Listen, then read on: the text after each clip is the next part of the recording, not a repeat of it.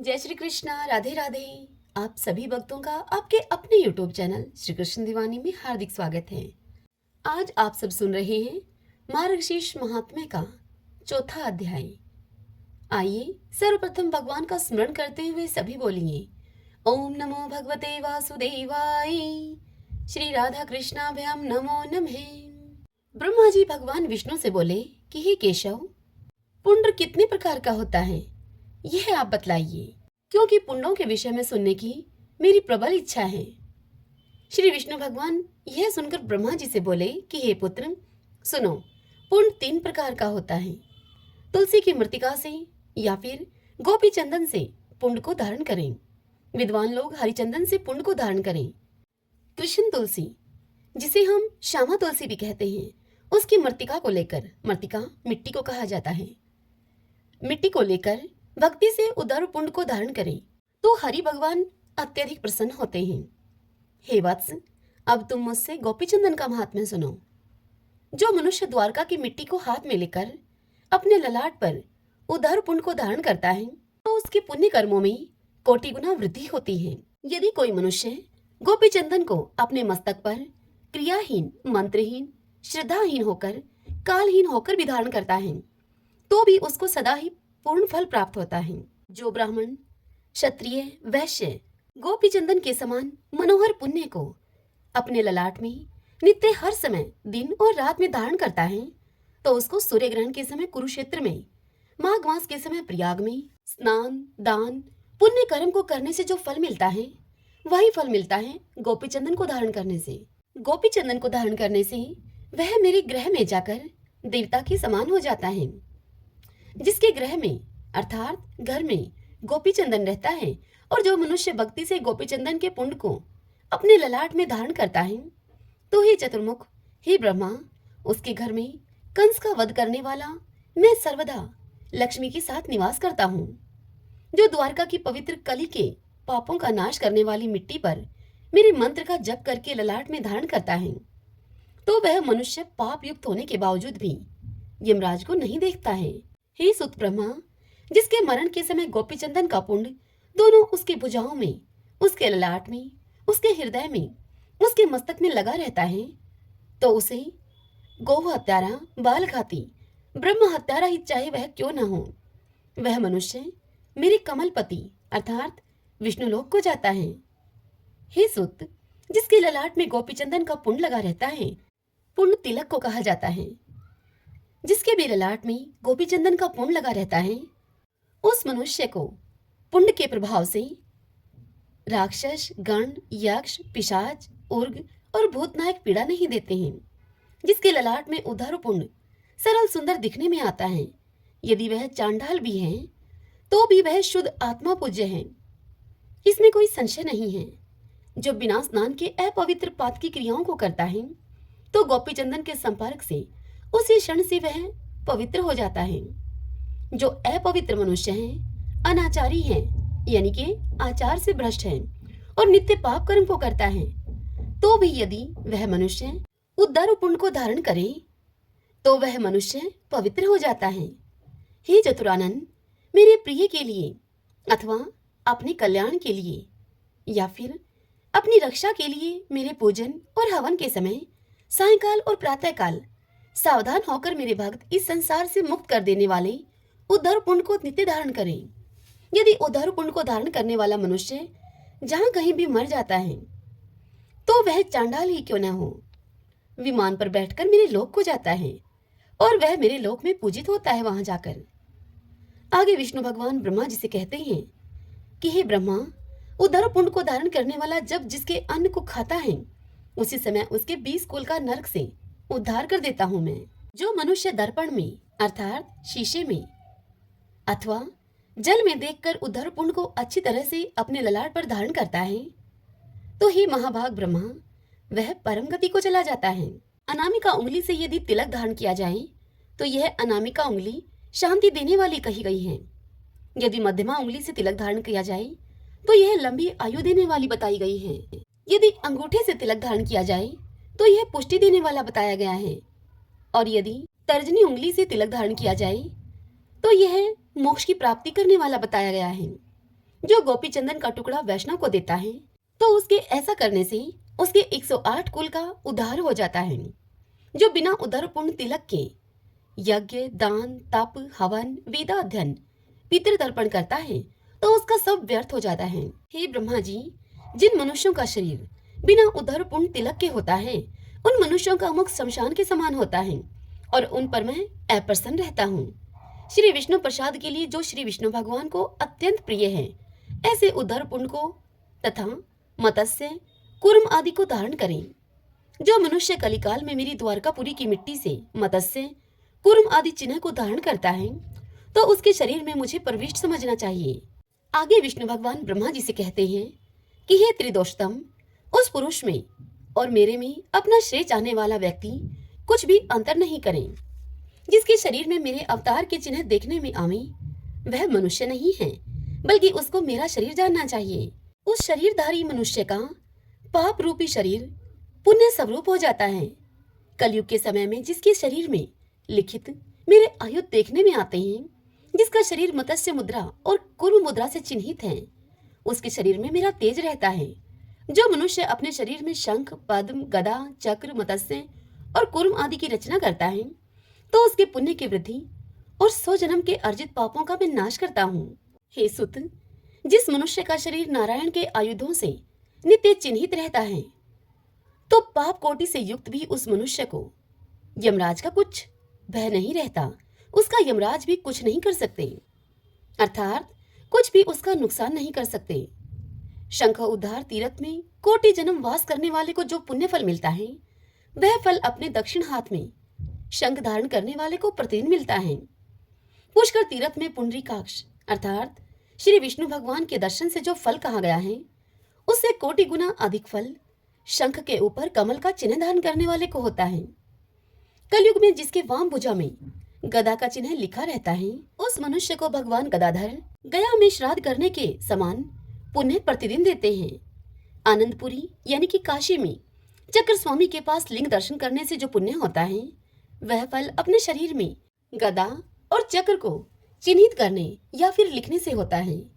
जिस मनुष्य का शरीर गोपी चंदन से रचित मेरे आयुधों से चिन्हित है वह मनुष्य प्रयाग आदि तीर्थों में जाकर क्या करेगा, अर्थात उन तीर्थों में जाने का जो फल है वह भी उसको मिल जाता है।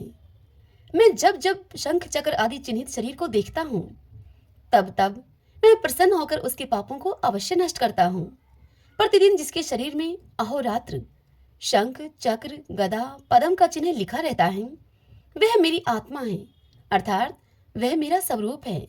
जो कलयुग में नारायण के आयुधों के चिन्ह को धारण करके पुण्य कर्म को करता है उस मनुष्य को पुण्य कर्म का मेरु तुल्य फल मिलता है, इसमें कुछ भी संशय नहीं है।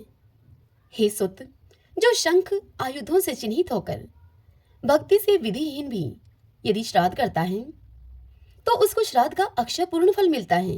जिस तरह से अग्नि देवता वायु से प्रेरित होकर काष्ठ को अत्यंत जला देते हैं वैसे ही मेरे आयुधों को देखकर समस्त पाप समूह नष्ट हो जाते हैं। ओम नारायणाय नमः इस अष्टाक्षर मंत्र से युक्त मुद्रा को और स्वर्ण या चांदी के बने हुए मेरे शंख आदि आयुधों को विशेष रूप से कलिकाल में धारण जो करता है तो वह प्रसाद के समान मेरा प्रिय है, अन्यथा मेरा प्रिय नहीं है। हे सुत, नारायण की मुद्रा और शंख चक्र आदि के चिन्ह हैं तथा धात्री यानी के आंवला फलों की माला और तुलसी काष्ठ की माला को तथा द्वादश अक्षर मंत्र ओम नमो भगवते वासुदेवाय इस मंत्र को आयुधों को जो भी ब्राह्मण धारण करता है वह वैष्णव मेरे समान ही समझना चाहिए, वह मेरे समान ही है।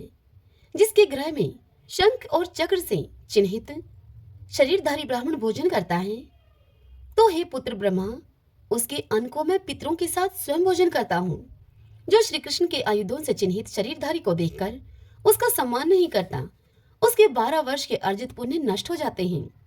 यदि श्री कृष्ण के आयुधों से चिन्हित शरीरधारी शमशान में मर जाता है तो हे मानद, प्रयाग में जो गति कही गई है वही गति उसको मिलती है।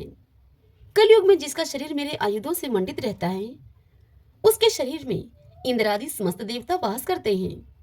जो मेरे शस्त्रों से अंकित होकर मेरी पूजा करता है उसके हजारों अपराधों को मैं नित्य नष्ट करता हूँ।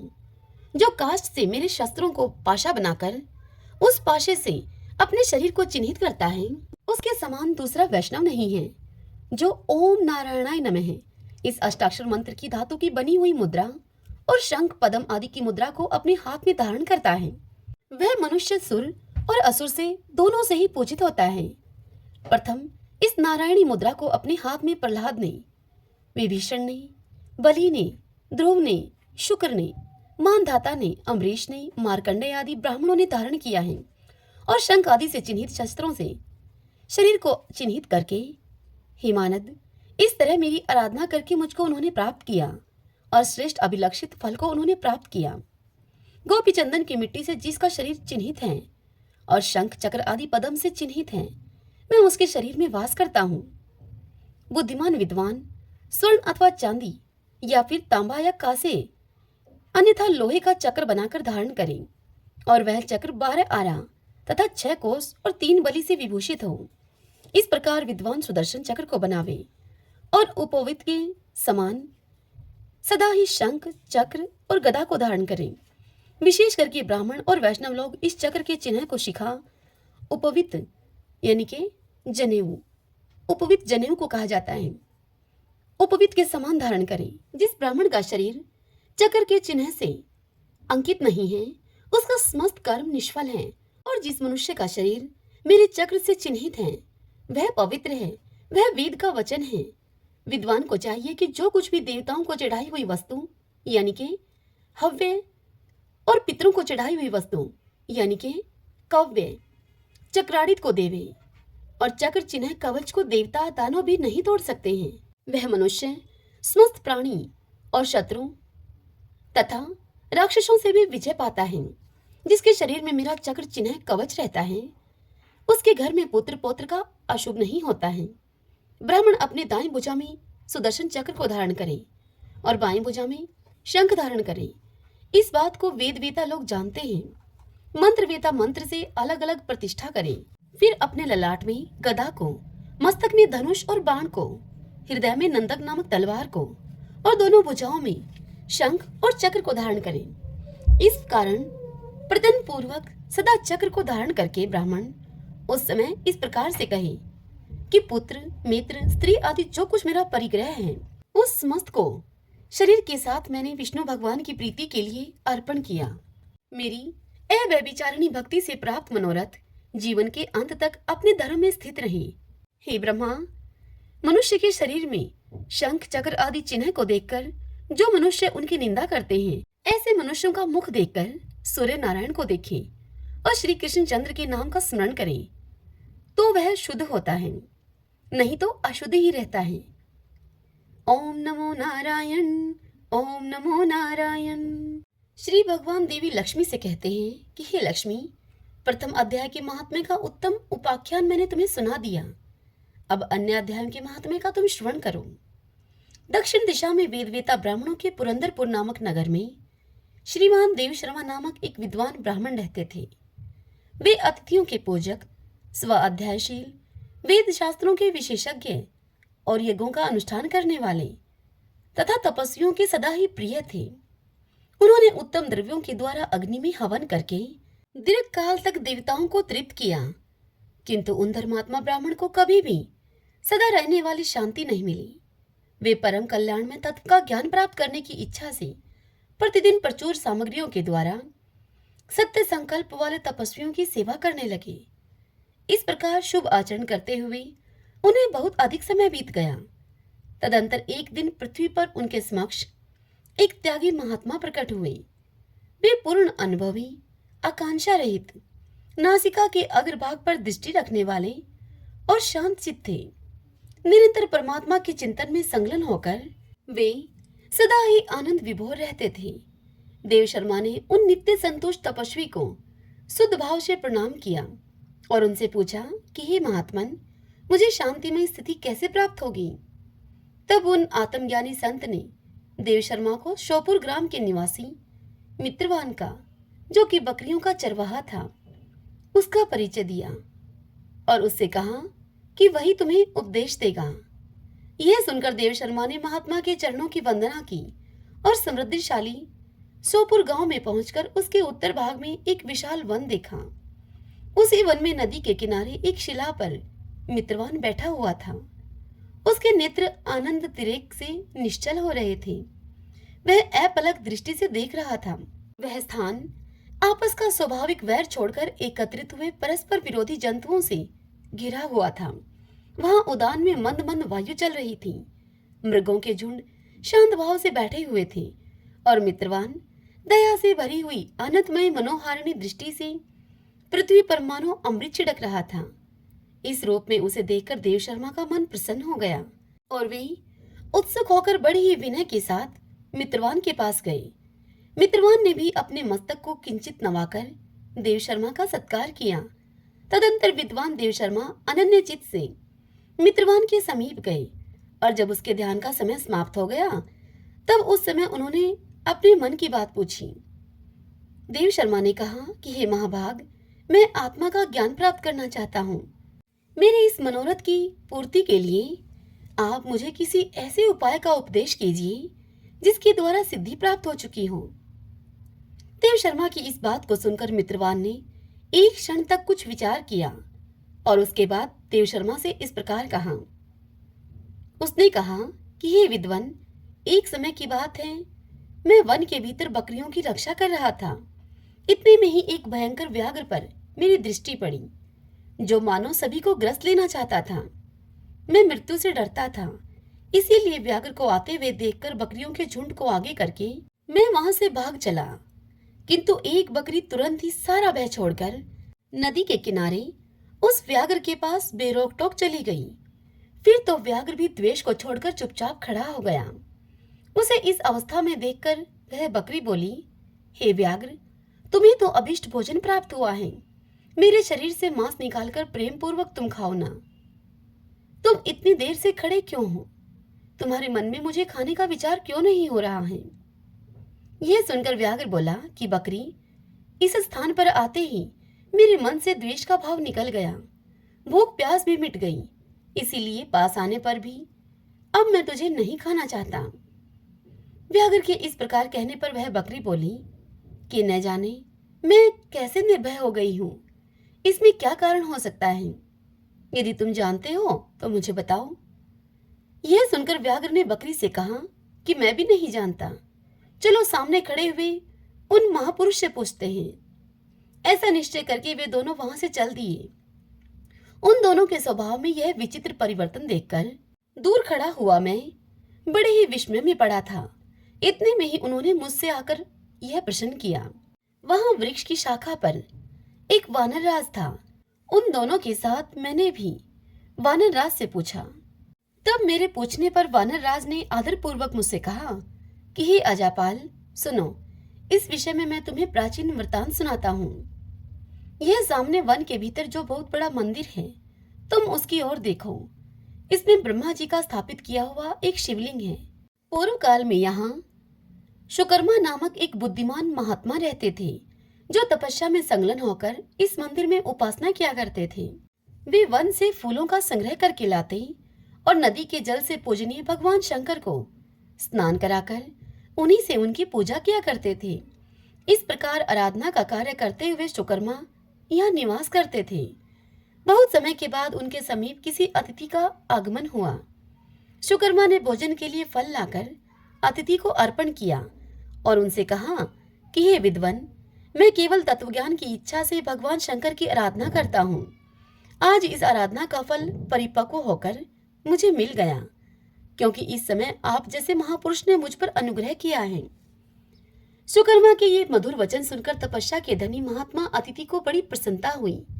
उन्होंने एक शिलाखंड पर गीता का दूसरा अध्याय लिख दिया और ब्राह्मण को उसके पाठ एवं अभ्यास के लिए आज्ञा देते हुए उनसे कहा कि हे ब्राह्मण, इससे तुम्हारा आत्मज्ञान संबंधित समस्त मनोरथ अपने आप सफल हो जाएगा। और यूं कहकर वे बुद्धिमान तपस्वी शुकर्मा के सामने ही उनके देखते ही देखते अंतर्ध्यान हो गए। शुकर्मा विस्मित होकर उनके आदेश के अनुसार निरंतर गीता के द्वितीय अध्याय का अभ्यास करने लगे। तदंतर दीर्घ काल के पश्चात अंतःकरण शुद्ध होकर उन्हें आत्मज्ञान की प्राप्ति हुई। फिर वे जहां जहां गए वहां वहां का तपोवन शांत हो गया। उनमें शीत उष्ण और राग द्वेष आदि की बाधाएं दूर हो गईं। और इतना ही नहीं, उन स्थानों में भूख प्यास का कष्ट भी जाता रहा तथा वह का सर्वथा अभाव हो गया। यह सब द्वितीय अध्याय का जप करने वाले सुकर्मा ब्राह्मण की तपस्या का ही प्रभाव समझिए। आगे मित्रवान कहता है कि वानर राज के यूं कहने पर मैं प्रसन्नता पूर्वक बकरी और व्याघ्र के साथ उस मंदिर की ओर गया। वहां जाकर शिलाखंड पर लिखे हुए गीता के द्वितीय अध्याय को मैंने देखा और उसे मैंने पढ़ा। उसी की आवृत्ति करने से मैंने तपस्या का पार पा लिया है। इसलिए हे भद्र पुरुष, तुम भी सदा द्वितीय अध्याय की ही आवृत्ति किया करो। ऐसा करने से मुक्ति तुमसे दूर नहीं रहेगी। आगे श्री भगवान इस कथा को सुनाते हुए देवी लक्ष्मी से कहते हैं कि हे प्रिय, मित्रवान के इस प्रकार आदेश देने पर देव शर्मा ने उसका पूजन किया और उसे प्रणाम करके पुरंदरपुर की राह पकड़ ली।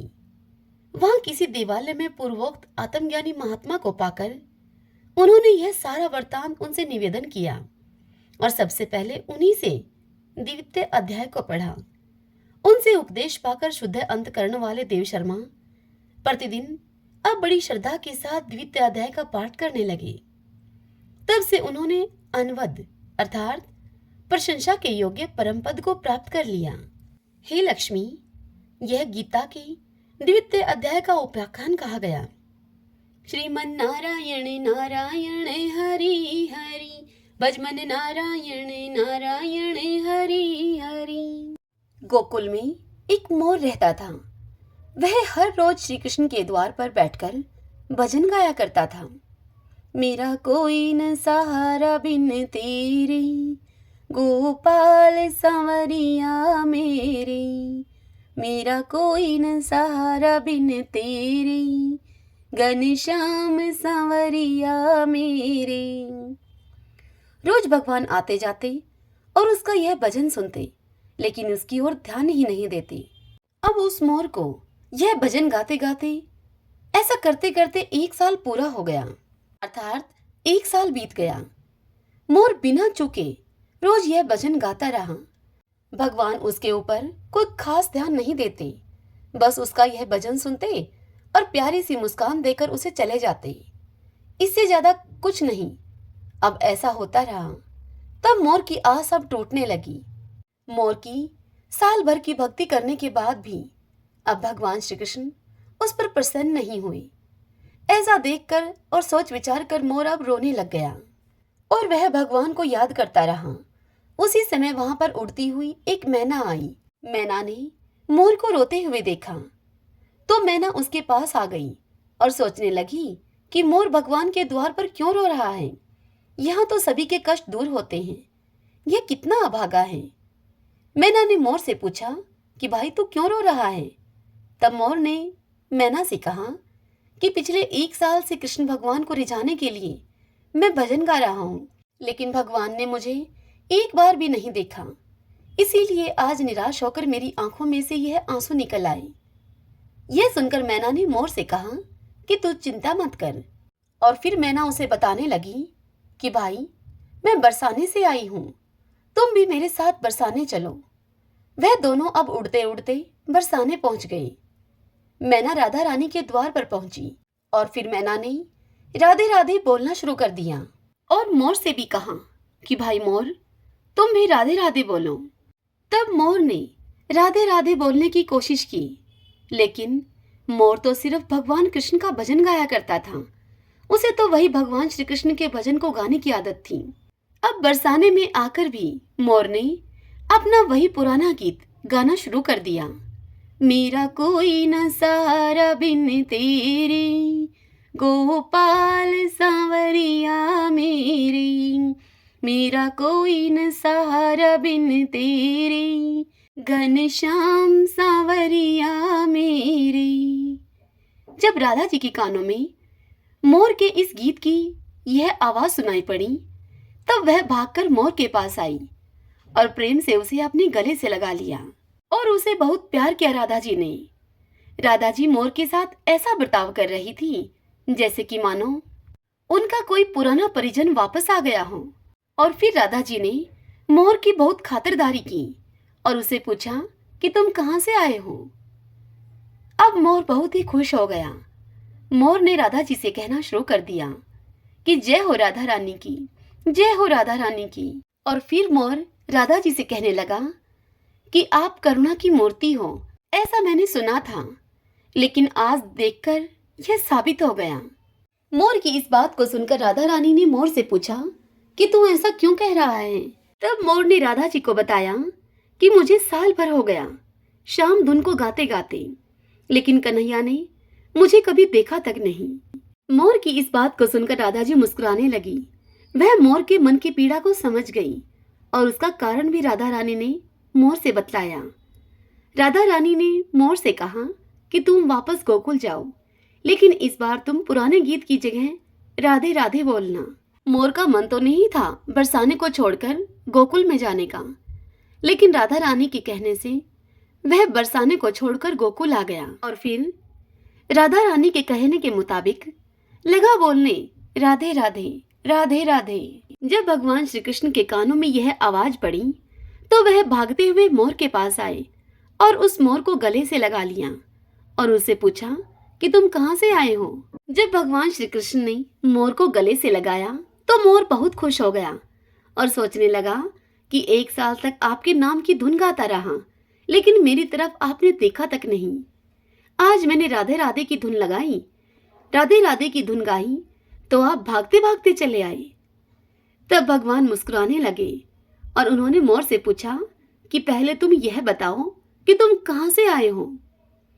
मोर तो सांवरिया से मिलने के लिए तरस रहा था और वह आज अपने घनश्याम से अपनी सारी शिकायतें दूर कर लेना चाहता था। उसने प्रभु को याद दिलाया कि मैं वही मोर हूँ जो पिछले 1 साल से आपके द्वार पर आपके नाम की धुन का भजन गा रहा हूँ। सर्दी गर्मी सहन करता हुआ 1 साल तक आपके द्वार पर मैं डट के पड़ा रहा, लेकिन आपने कभी मेरी तरफ देखा भी नहीं।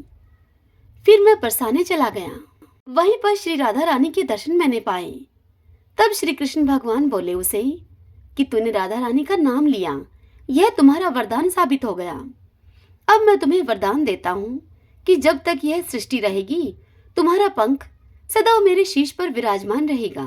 श्रीमन नारायण नारायण हरि हरि, भजमन नारायण नारायण हरि हरि। एक सास बहू थी।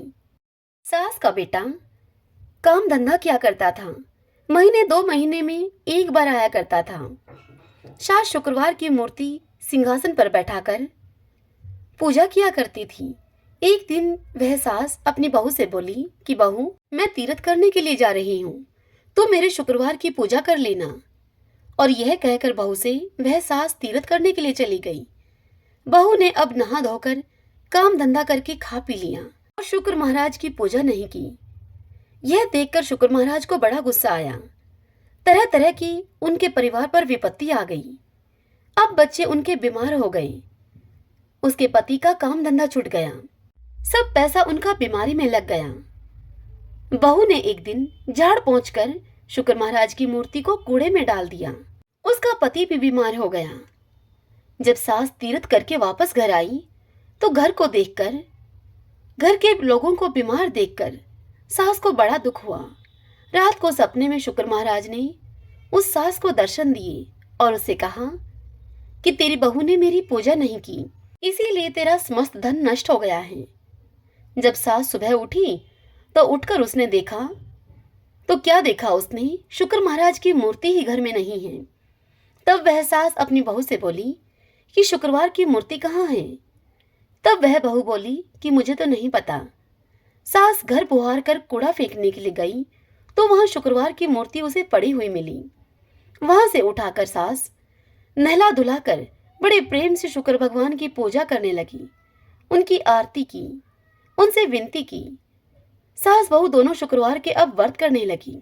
लड़के का काम फिर से लग गया, बीमार बच्चे ठीक हो गए, पहले जैसा हो गया। यह सब देखकर उस सास का बेटा बोला कि हमारी बुद्धि पहले खराब हो गई थी, कूड़े में शुक्रवार की मूर्ति यह फेंक आई थी। तब यह सुनकर सास बोली कि हे शुक्र महाराज, जैसे बेटा बहू से रूठे हो ऐसे किसी से मत रूठना। हे मेरे शुक्र महाराज, जैसे सास को आई ऐसे सबको आना। इस कथा को कहते, सुनते, हुंकारा भरते सब पर अपनी कृपा करना। अब हम श्री विष्णु सहस्त्रनाम स्तोत्र का पाठ करें। यस्य स्मरण मात्रेण जन्म संसार बंधनात् विमुच्यते नमस्तस्मै विष्णवे प्रभविष्णवे नमः समस्तभूतानामादिभूताय भूभृते अनेक रूपे रूपाय विष्णवे प्रभविष्णवे। ओम विश्वं विष्णुः वषट्कारो भूतभव्य भवत्प्रभुः भूतकृत भूतभृत भावो भूतात्मा भूत भावने भूतात्मा परमात्मा च मुक्तानां परमागति है। अब यह पुरुष साक्षी क्षेत्रज्ञो अक्षर एव च योगो योग विद्याम नेता प्रधान पुरुषेश्वर है नारसिंह वपु है श्रीमान केशव पुरुषोत्तम है सर्व सर्व शिव स्थाणु भूतादि निर्भय है संभवो भावनो भ्रता प्रभु प्रभु ईश्वर है स्वयंभू है शंभुरादित्य पुष्कराक्षो महासुन है अनादि निधनो दाता विद्याता धातुरुत्तम है अपरमेयो हर्षिकेश पदम नाभो अमर प्रभु है विश्वकर्मा मनुस्त्वष्टा सत्विष्टो सत्विरो ध्रुव है आग्रह है शाश्वता कृष्ण है लोहिताक्ष प्रतर्दन है प्रभुत्व त्रिकुब्धाम पवित्रम मंगलम परम ईशान है प्राणदय प्राण ज्येष्ठ श्रेष्ठ प्रजापति है हिरण्यगर्भ भूगर्भ माधवो मधुसूदन है ईश्वरो विक्रमी धनवी मेधावी विक्रम कर्म है अनुत्तमो दुरादर्श कृतग कर्तिरात्म्यवान है सुरेश शरणम शरम विश्वरीता प्रजा भवः अह संवत्सरो व्याल है प्रत्यय सर्वदर्शन है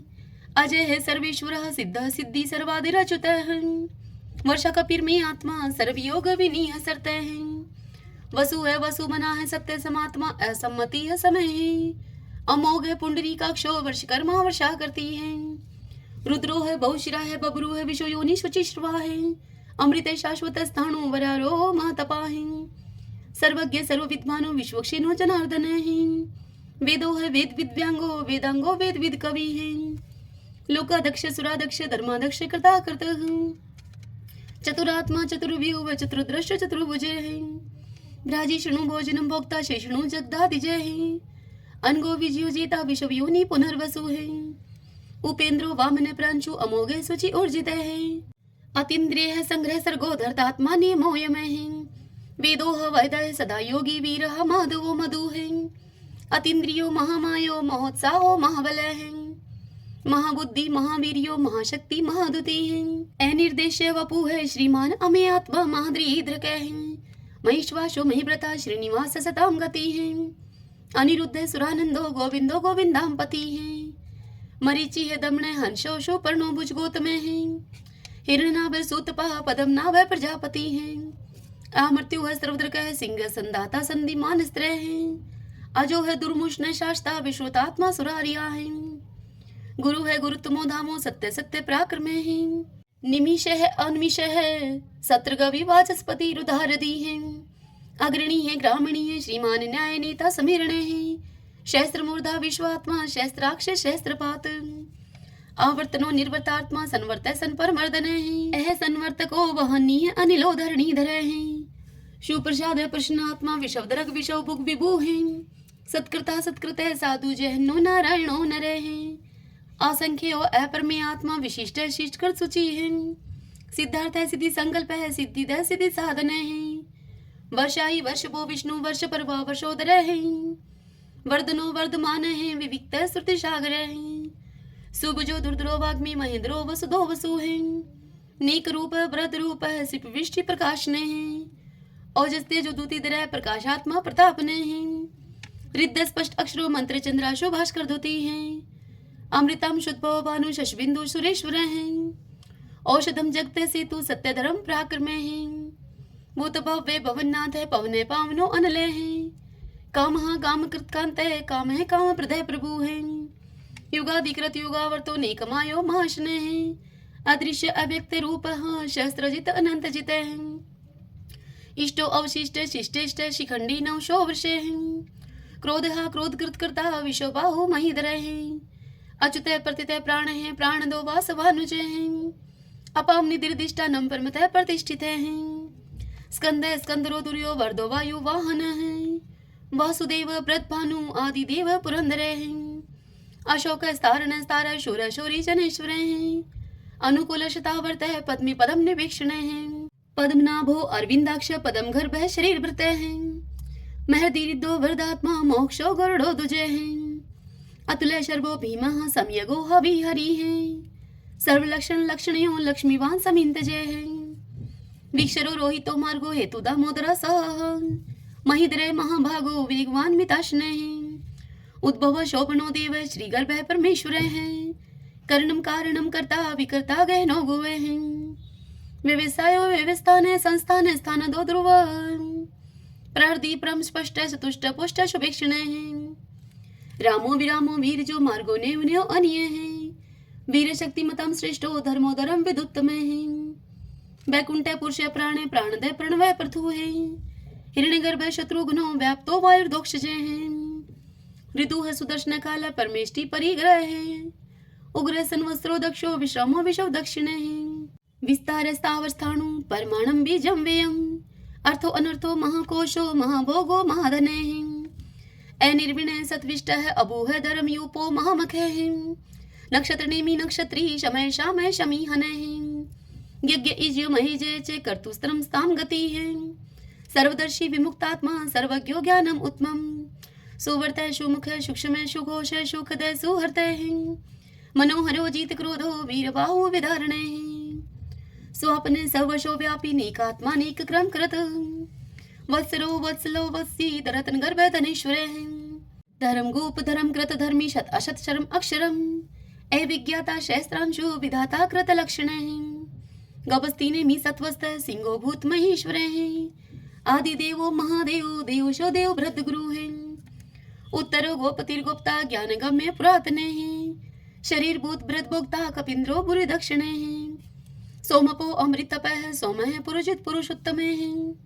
विनियुजे सत्य संदो दाशर्य सत्वतम पति हैं। जीवो अविनिता साक्षी मुकुंदो अमित विक्रम हैं। अम्बो निदिर्णंतात्मा मोदधिशयो अनंत के हैं। अजय है मारे है स्वभाव जीता मित्र प्रमोदने हैं। आनंदो नंदनो नंद सत्य धर्मा त्रिविक्रम हैं। महर्षि कपिलाचार्य कर्तघ मेदनी पति हैं। त्रिपद त्रिदशा अध्यक्षो मास्टरं कृतांत करते हैं। महावराहो गोविंदे सुषेणे कनकांगदी। गुह गभीरो गहनो गुप्त चक्र गदाधरे हैं। वेदाः स्वंगो अजितः कृष्णो दृढ़ संकर्षण अच्युते हैं। वर्णो वारुणो वृक्ष पुष्कराक्षो महामना हैं। भगवाने भगानंदी वनमाली हलायुदे हैं। आदित्यो ज्योतिरादित्य शैषणो गतिस्तमः। शुधन्वा खंड परशु है दारुणो दर्विण प्रदय हैं। द्विस्पर्क सरदृग व्यासो वाचस्पतिर्यो निजय हैं। त्रिशामा शाम गए शाम निर्वाणम बीजम मिष्के हैं। संन्यास कृष्ण शांत निष्ठा शांति प्रायणम। शुभांगम शांति दय सत्रष्टा कुमुदय कुवलेशयः। गोहति गोपति गोप्ता वृषभाक्षो वर्ष प्रिय हैं। अनिवर्ति निर्वर्तात्मा संक्षिप्ता श्रीमकर शिव हैं। श्रीवत्स्वक्षा श्रीवाशय श्रीपति है श्रीमतांबर हैं। श्रीदय श्रीश श्रीनिवास श्रीनिधि है श्री विभावने हैं। श्रीधर श्रीक्रह श्रेय श्रीमान लोकत्रयाश्रय हैं। स्वक्षय स्वंग स्थानंदो नंदिर ज्योतिर्गणेश्वर हैं। विजितात्मा विधेयात्मा सत्कीर्ति छिन संशय हैं। उदृण सर्वत चक्षु अनिश शाश्वत अस्त्र हैं। भूषयो भूषणो भूत विशोक शोक नाशने हैं। अर्चिस्मान अर्चित कुंभ विशुद्धात्मा विशोधने हैं। अनिरुद्धो अप्रतिरथ प्रद्युम्नो अमित विक्रम हैं। कालने मीनिहा वीर शौरी शूर जनेश्वरे हैं। त्रिलोकात्मा त्रिलोकेश केशव केशिहारी हैं। कामदेव कामपाल कामिकांत कृतागमे हैं। अनिर्देश वपु विष्णु वीरो अनंतो धनंजय हैं। ब्राह्मणियों ब्रह्माकृत ब्रह्मा ब्रह्म ब्रह्मा विवर्धने हैं।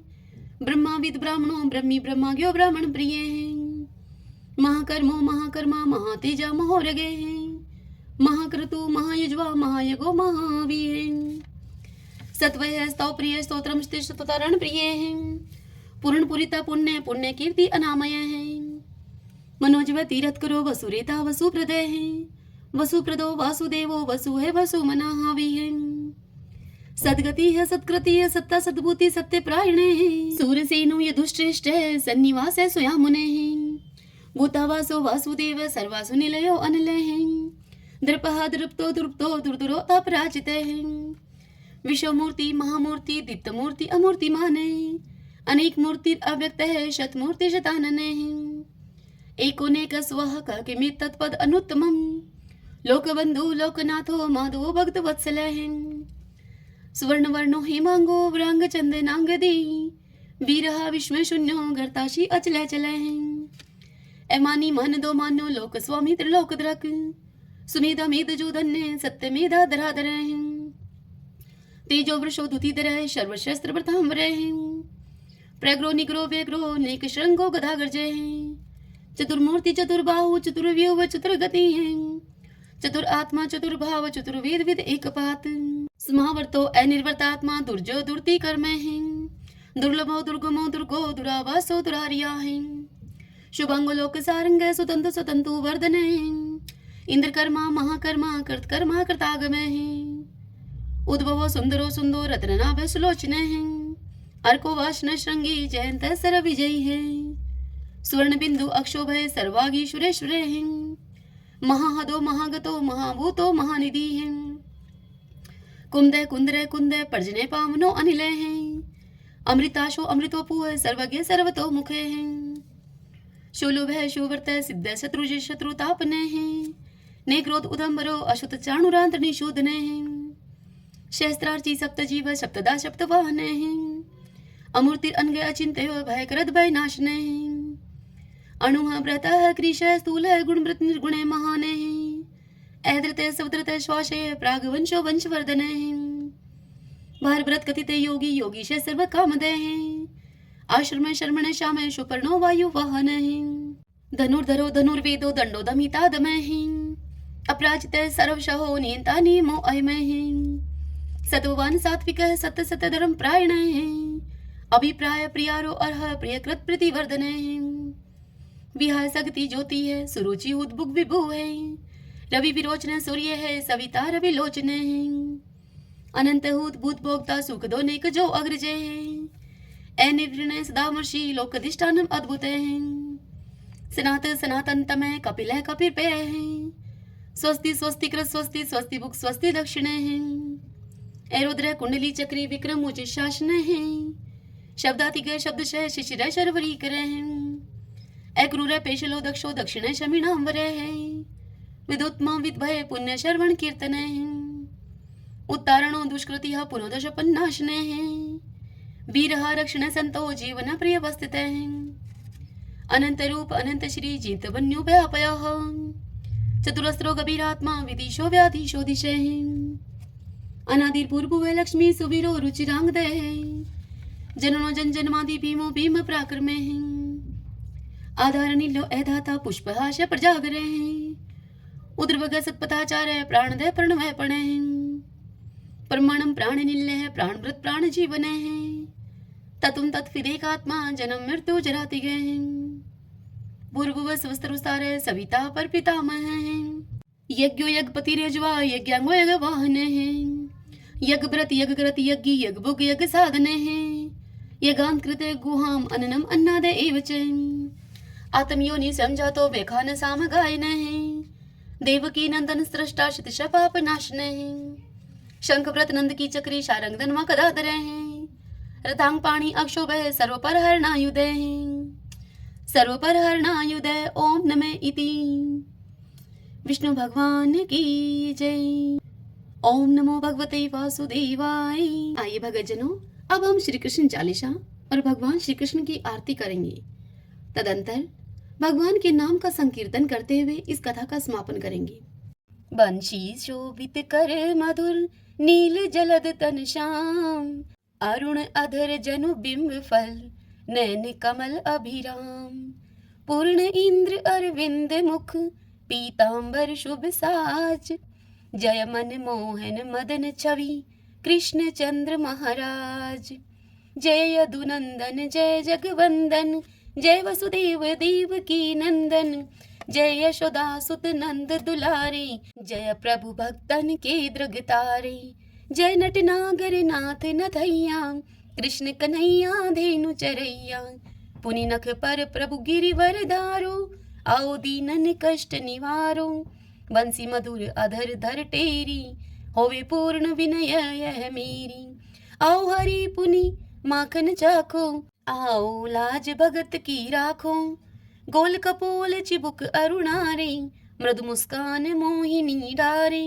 रंजित राजीव नयन विशाला, मोर मुकुट बजयंती माला, कुंडल श्रवण पीत पट आछे, कटिकिं कणिका छन काछे, नील जलज सुंदर तनु सोहै, छवि लखी सुर नर मुनि मोहै, मस्तक तिलक अलक घुंघराले, आओ कृष्ण बांसुरी वाले, करी पय पान पुतन ही तारयो, अका बका कागा सुर मारयो, मधुवन जलत अग्नि जब ज्वाला, भय शीतल लखत ही नंद लाला, सुरपति जब ब्रज चढ़यो रिसाई, मूसर धार वारी वृषाई, लगत लगत ब्रज चहन बहायो, गोवर्धन नख धारी पचायो, लखी यशोदा मन भ्रम अधिकाई, मुख में जोधन भुवन दिखाई, दुष्ट कंस अति उधम बचायो, कोटि कमल जब फूल मंगायो,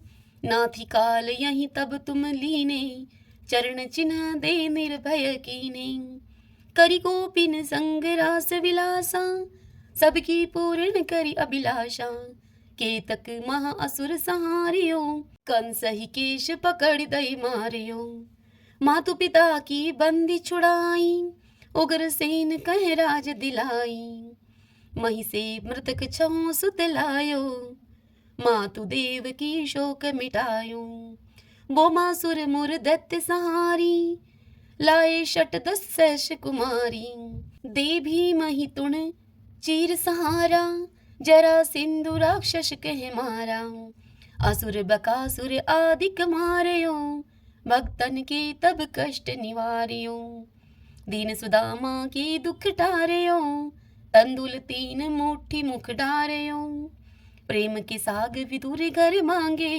दुर्योधन के मेवा त्यागे, लखी प्रेम की महिमा भारी, ऐसे श्याम दीन हितकारी, मारत के पारथ रथ हाके, लिए चक्र कर नहीं बल थाके, निज गीता के ज्ञान सुनाए, भक्त हृदय सुधा बरसाए, मीरा थी ऐसी मत वाली, विष पी गई बजा करके ताली, राणा भेजा सांप पिटारी, शाली ग्राम बने बनवारी, निज माया तुम विध ही दिखायो, उरते संशय शकल मिटायो, तब शत निंदा करी तत्काला, जीवन मुक्त भयो शिशुपाला, जब ही द्रौपदी टेर लगाई, दीनानाथ लाज अब जाई, तुरत ही बसन बने नंद लाला, बड़े चीर भय अरि मुँह काला, अस अनाथ के नाथ कन्हैया, डूबत भवर बचावत नैया, सुंदर दास आस उरधारी, दया दृष्टि कीजे बनवारी, नाथ सकल मम कुमति निवारो, क्षमहु वेगी अपराध हमारो, खोलो पट अब दर्शन दीजिए, बोलो कृष्ण कन्हैया की जय, बोलो कृष्ण कन्हैया की जय।